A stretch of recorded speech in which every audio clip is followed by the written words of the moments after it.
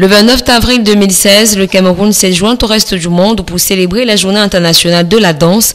Dans le folklore camerounais, la danse ne consiste pas seulement en l'exécution des mouvements du corps à un rythme, mais elle est aussi l'expression d'un ensemble d'émotions.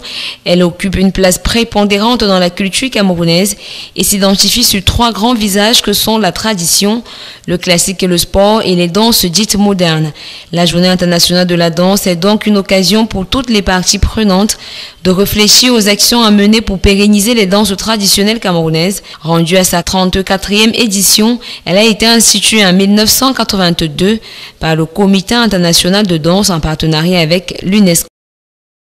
Du retard dans la construction de l'autoroute Douala-Yaoundé à cause des problèmes d'ordre technique de l'entreprise chinoise en charge de la première phase d'exécution des travaux. La descente sur le terrain le 26 avril par le ministre des Travaux publics a permis de se rendre compte que cette entreprise n'a jamais travaillé dans les zones tropicales ou humides.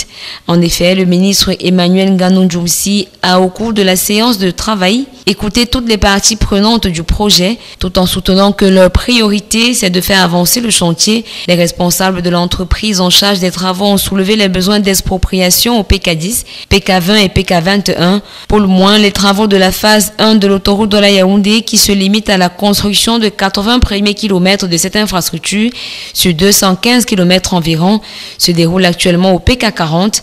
L'avancement physique des travaux est de 22% pour 30% de consommation des délais. Formation des journalistes sur la maîtrise de l'utilisation des produits phytosanitaires dont l'usage est doublement soulageant et dangereux pour l'agriculture et la santé humaine.